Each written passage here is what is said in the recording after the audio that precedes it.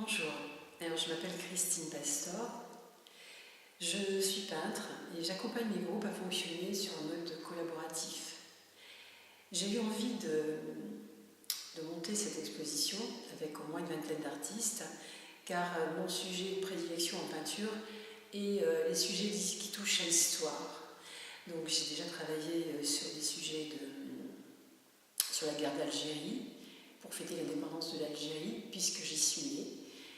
En 2012, j'ai monté cette exposition et j'ai utilisé cette expérience pour cette année, qui est le centenaire de l'armistice de la Première Guerre mondiale, pour monter une exposition qui touche à la Première Guerre mondiale, mais aussi aux guerres et aux conflits actuels, ce qui fait qu'on avait un éventail pour s'exprimer très important et qui rendait finalement la guerre non pas très éloignée, mais hélas sur un sujet contemporain, qui nous a permis de nous exprimer chacun avec nos médiums et faire une exposition riche, de qualité, j'espère, je trouve, et originale dans la mesure où on a fait des travaux en commun.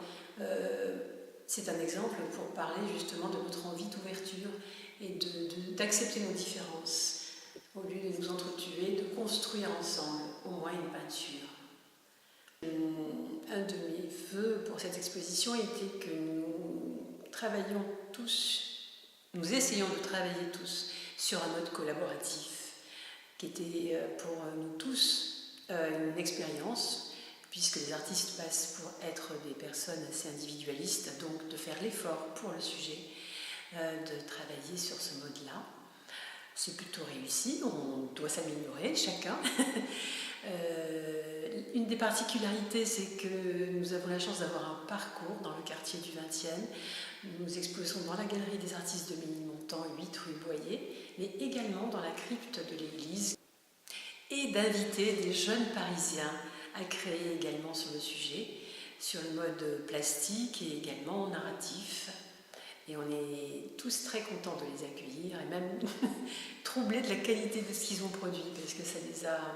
Ils se sont aussi mobilisés à leur façon. Alors oui, deux points importants. Le premier, c'est que nous avions aussi envie de donner la parole à des personnes pointues sur le sujet des guerres, donc à des historiens, auteurs, journalistes. Et c'est ce qui a été fait pendant l'exposition. Il y a des temps de conférences et d'ateliers. Les conférences sont donc sur le sujet des guerres et de comment aller vers la paix. Il y a des ateliers aussi plus légers qui nous amènent à voir comment on peut retrouver nos ancêtres de 14-18. Le deuxième point dont je disais qu'il était important, important pour moi, je dirais, c'est que ce sujet m'a donné envie ou m'a poussé à travailler autrement ma peinture. J'ai travaillé sur des anciens journaux que j'ai trouvés sur des livres d'histoire. Ces journaux-là, je les ai agrandis et j'ai travaillé avec le passé concret. Enfin, j'avais cette impression puisque les journaux parlaient de ces guerres, à la fois de 14-18, puis d'autres journaux de 45. Et donc, je rendais présent le passé et je travaillais avec lui. Et il m'a aidé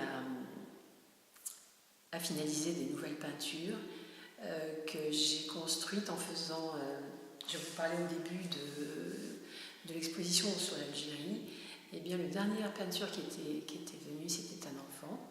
Cet enfant venu pour l'indépendance de l'Algérie, qui était l'enfant qui avait vécu la guerre, je l'ai fait traverser 14-18 et 45 sur des toiles donc spécifiques pour cette exposition.